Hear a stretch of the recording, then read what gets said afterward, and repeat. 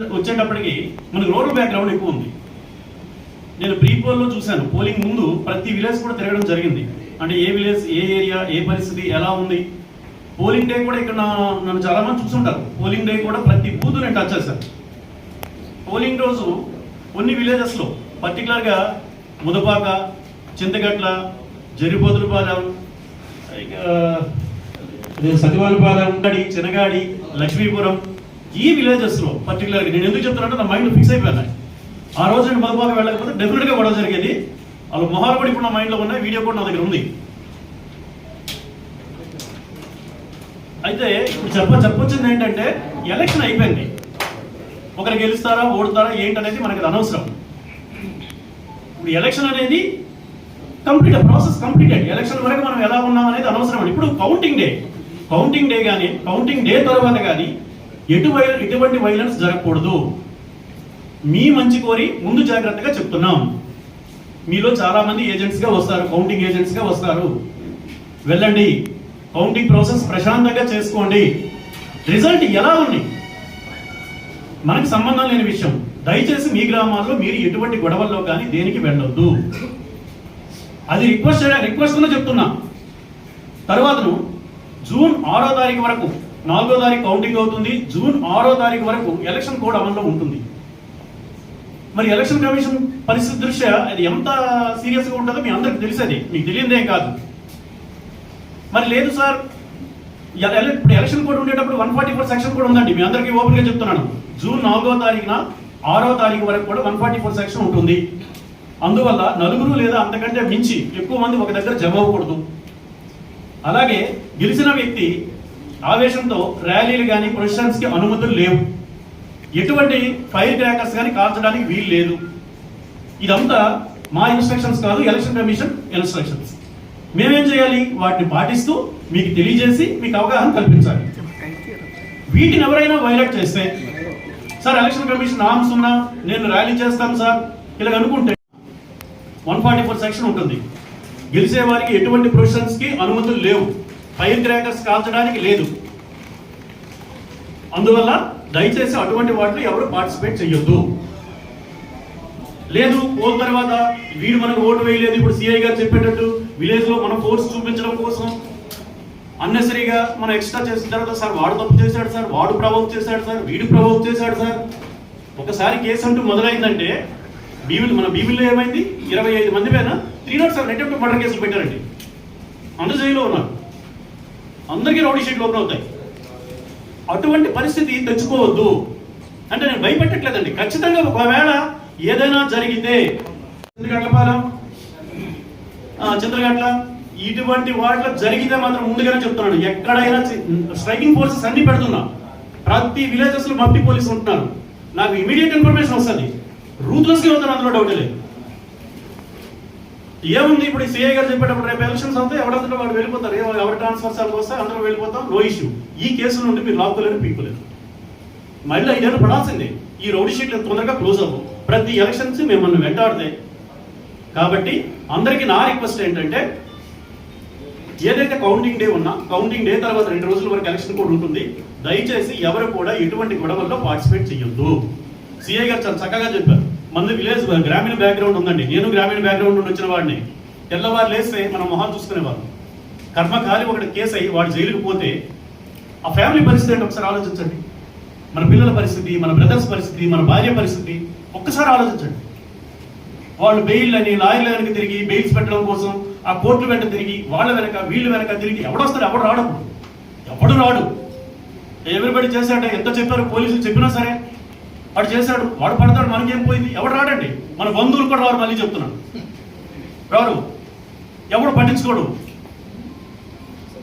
వాటన్నిటికీ ఒకటే పరిష్కారం. మనకి ఎదుగురా బాబు, ఎలక్షన్ అయిపోయింది, ఎవరో గెలుస్తారు, ఎవరో కొడతారు, మనకి అవసరం. అందరూ ఫ్రెండ్లీగా ఉందాం. విలేజ్ గ్రామీణ ప్రాంతం ఎలక్షన్ వరకు హడావిడి ఉండడం ఓకే అండి, అది కామన్, ఎవరికైనా ఉంటుంది.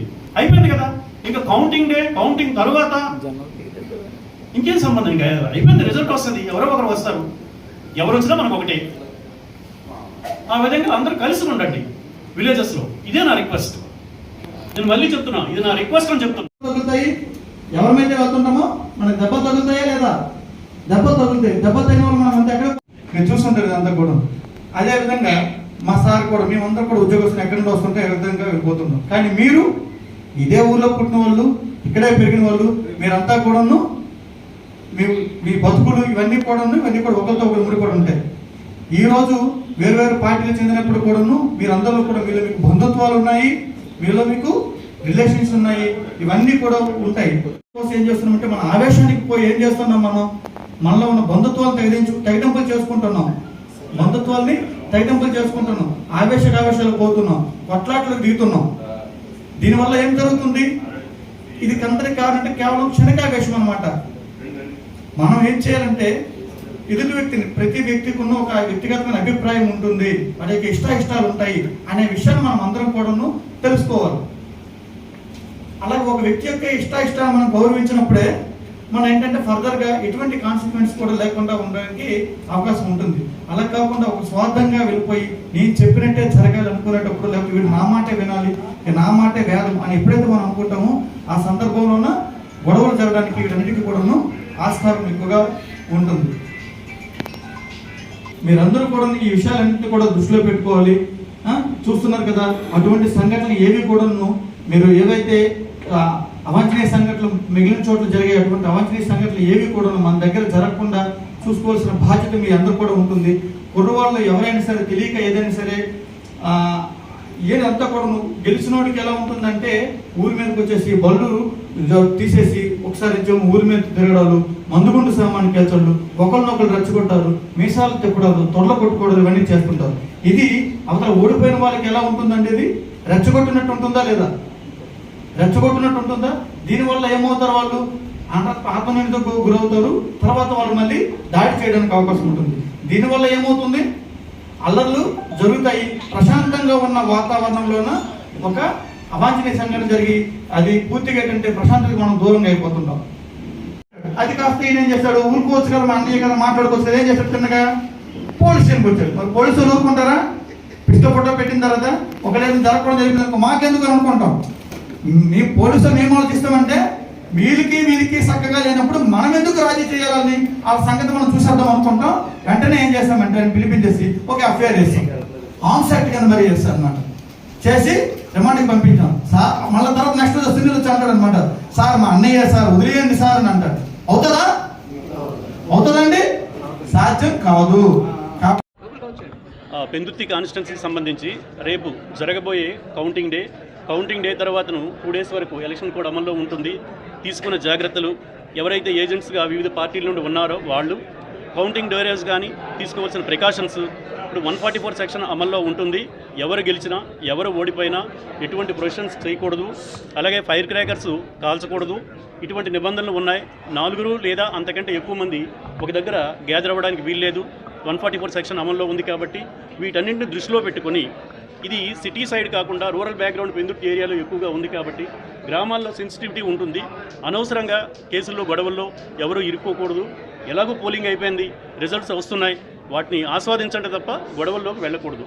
ఒకవేళ లేదు వెళ్తాము అంటే పోలీస్ సైడ్ నుండి చాలా టఫ్ యాక్షన్ ఉంటుంది. అది ఎటువంటి యాక్షన్ ఉంటుందనేది మీరు భీమిల్లో చూశారు, అదే యాక్షన్ ఇక్కడ కూడా ఉంటుంది.